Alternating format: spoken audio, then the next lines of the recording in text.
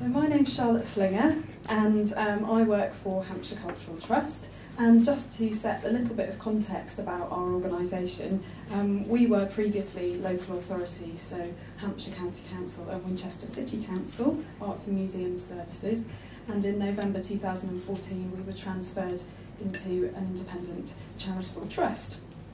And so one of our biggest objectives and challenges is to become more financially sustainable and less reliant on the local authority. And now that we're a charity, obviously we're eligible for a wider range of fundraising sources, so that's good. I'm Youth Arts Officer for the Trust, and primarily that means that I create and oversee projects and opportunities for vulnerable and at-risk young people in Hampshire. I'm also leading on developing a strategy for our organisation to drive forward and expand this area of work to include more target groups. So that will be older people, targeted community groups and schools. We're calling this programme of work Better Life Chances, and it's about promoting and using arts and heritage as tools for social change, including things like health and wellbeing, confidence, employability. I've been another member of Cohort 1, Culture and Philanthropy, along with another colleague, Laura. And instead of representing a single venue, we have been approaching this project from the point of view of our programme of work, the sort of engagement and learning programme.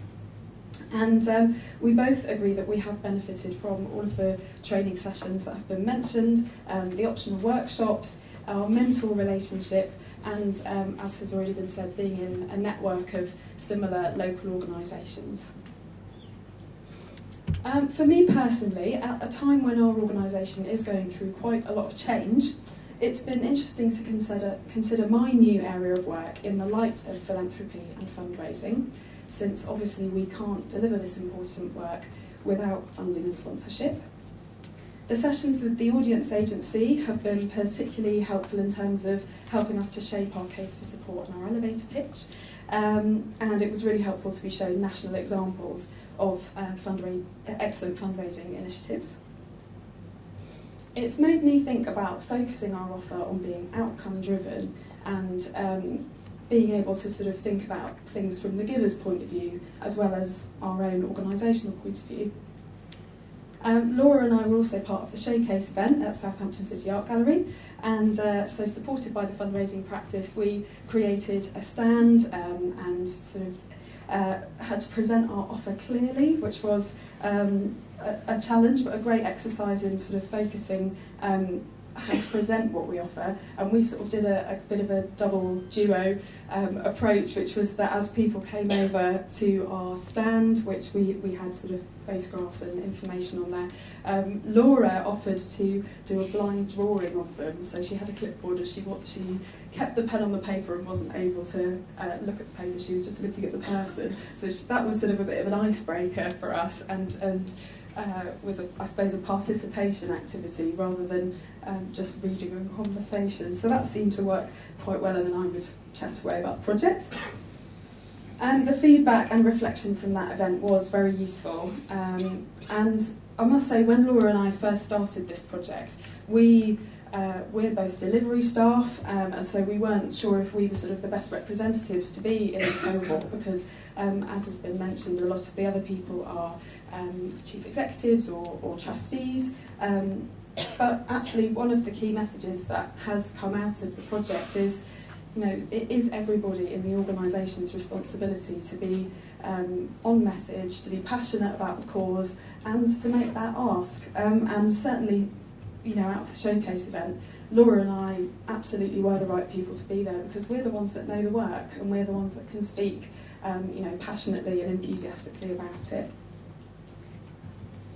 Our mentor relationship has been extremely useful to us. We're paired with Teresa from the National Brain Appeal, so a completely different organisation to ours, but her experiences and insights and wisdom have just been so valuable to us. And we're staying in touch, meeting up every few months, as she's acting as a sort of external eye and a critical friend. And we've actually got advice for far more than just fundraising, so that's really been helpful. So this project has given us the confidence to start approaching sponsors, both at a local small scale and also at a national large scale. For example, my colleague Laura has begun putting into practice making the Ask to Sponsors, which has so far resulted in sponsorship from a small local business towards a family activity in one of our museums, and also investment by a local but large-scale care home provider who invested in an art project that was aimed at people suffering with dementia and their carers and families. We're hoping to develop that relationship with that care home into the future, sort of across the county.